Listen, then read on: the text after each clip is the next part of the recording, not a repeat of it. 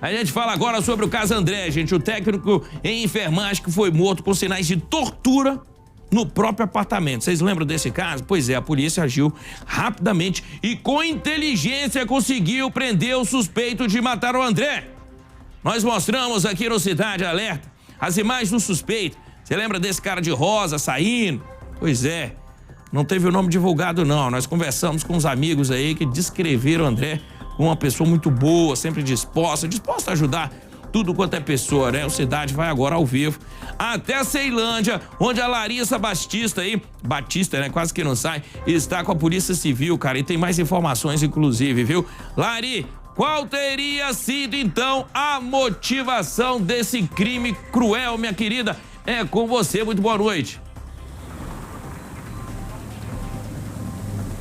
Boa noite, Fred, para você e para quem nos acompanha aqui no Cidade Alerta. Como você falou, esse técnico era realmente uma pessoa muito amigável e justamente por ser uma pessoa super tranquila, esse crime chamou muita atenção desses familiares dele e também desses amigos. Ele era uma pessoa que recentemente estava no Distrito Federal, ia, né, a vários locais, tinha alguns amigos novos e isso realmente acabou chocando porque ele foi, né, encontrado dentro do seu apartamento ali com vários ferimentos, dias depois de ter sumido. Então isso acabou chamando muita atenção. Mas a notícia positiva é que o suspeito de ter cometido esse crime acabou sendo identificado pela Polícia Civil depois que essas imagens desse homem de rosa acabaram circulando, sendo divulgadas para que ele fosse então identificado e preso. Então por isso a gente veio até a 15ª Delegacia de Polícia, onde há realmente essa investigação, onde ele foi encaminhado. A gente vai conversar para ter um pouco mais de detalhes com o delegado responsável por esse caso. Delegado, muito obrigada por ter vindo conversar com a gente ao vivo.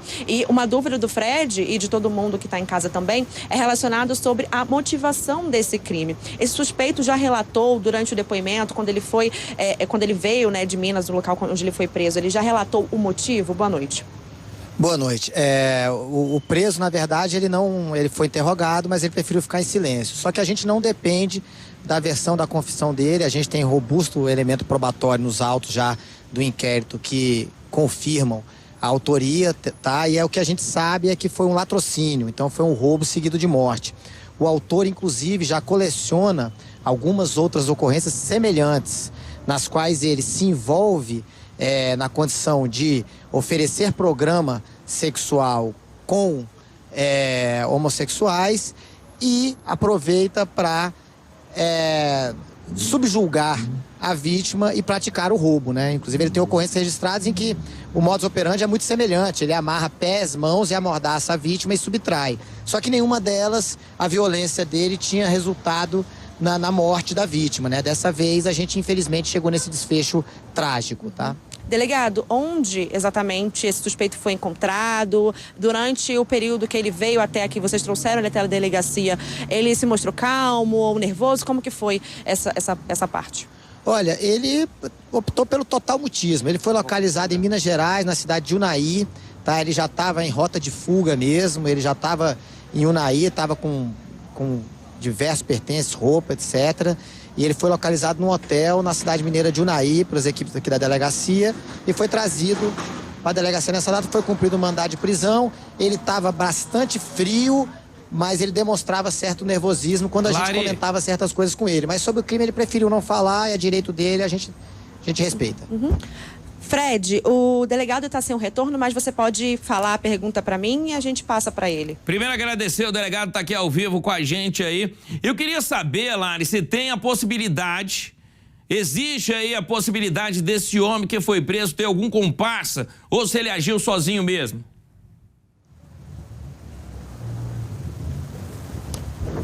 Delegado, a dúvida do Fred é sobre a forma como esse crime foi realizado. Há possibilidade desse suspeito ter tido a ajuda de alguém para planejar ali esse crime ou não? Ele deve ter agido sozinho?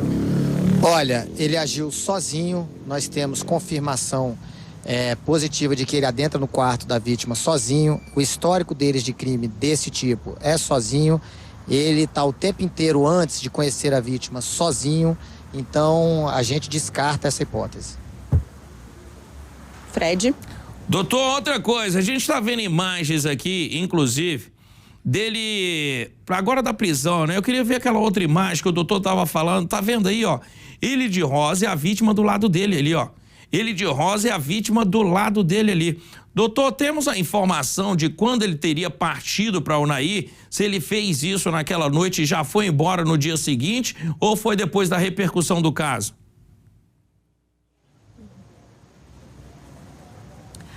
Doutor, uma outra dúvida. A gente tem imagem do circuito de segurança que mostra esse suspeito entrando dentro do apartamento, né, caminhando junto com o técnico em enfermagem. A gente já sabe, de acordo com a dinâmica desse crime, se ele fugiu nesse mesmo dia, se naquela noite ele saiu, deixou algum rastro, como é que foi isso? Ele fugiu horas depois, poucas horas depois de praticar o crime, ele fugiu levando alguns pertences da vítima, tá? E ele tomou o cuidado, né, de lavar o apartamento inteiro, porque ele fez a limpa no apartamento tentando achar pertences de valor. Ele lavou o apartamento inteiro para tentar limpar eventuais provas periciais, né? Isso não vem ao caso, mas a gente não depende disso também, tá? E a gente já, na semana passada, nós já tínhamos prendido 2 receptadores do celular subtraído da vítima, né? Então foi uma investigação que ela foi caminhando. Então a imagem que vocês devem ter recebido, ela é apenas um recorte de todas as imagens que nós temos. Ele ficou na casa da vítima ali por volta de umas 4 até 5 horas dentro do apartamento da vítima. Deve ter acontecido o programa, nós estamos algumas pequenas questões, a gente está dependendo ainda de resposta de laudo pericial, porém essas questões que ainda estão em aberto não significam que se trata de um mistério. A gente já tem o desenho do quebra-cabeça, que dá para enxergar todo o quebra-cabeça, faltando 1 ou 2 peças.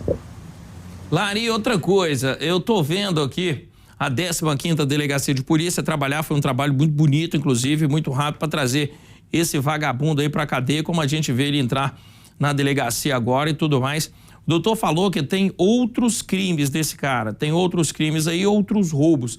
Doutor, eu queria saber dele, pergunta para ele se esses crimes foram praticados todos aqui em Brasília ou esse cara pratica o mesmo crime em outros estados.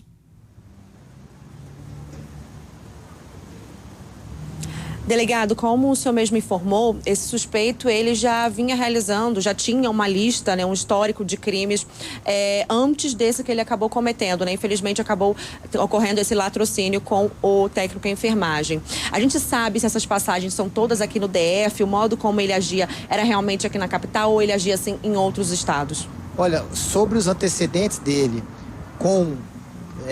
em crimes do mesmo tipo, né, sem o resultado morte, eu falo só e somente do Distrito Federal. Fora daqui a gente não sabe. É importante relatar, inclusive, aqui, que a gente tem uma vítima que procurou a delegacia, que ela sequer havia registrado a ocorrência, por vergonha da situação, né, porque ainda tem pessoas que ainda não assumiram a sua questão sexual, então ficou com vergonha na época de que foi vítima dele, mas depois que ela viu as imagens, ela veio até a delegacia, relatou que conhecia o autor e contou a história e foi vítima de um crime praticado da mesma forma, só não foi assassinada. Perfeito, delegado. Muito obrigado, agradeço o delegado aí, eu vou deixar mais um adendo sobre isso, né? De repente você foi vítima desse cara, como o delegado estava falando pra gente. Você não registrou a época, a tal da ocorrência, mas ainda está em tempo. Você procura a 15ª Delegacia de Polícia ou qualquer outra delegacia de polícia. Lari, muito obrigado, viu, pelas informações. Eu vou deixar mais umas imagens desse vagabundo aí, ó, tá vendo? Mais umas imagens desse vagabundo aí. De repente você reconhece ele como sendo autor de um roubo seu. Cara, independente, se você falou pra sua família que você é homossexual ou não falou para sua família, o negócio é ir registrar a ocorrência. Não pensa você que a delegacia é quem vai fazer isso por você, não. Que a delegacia ela só quer saber se esse cara roubou ou não. Se esse cara é independente aí da sua questão de gênero, só chega lá para o delegado e fala, ó, ele me roubou, ele não roubou, como é que foi? Informa pro delegado, pode ligar no 97 que inclusive eles vão conversar com você e falar como pode ser a melhor forma de você registrar essa ocorrência, viu?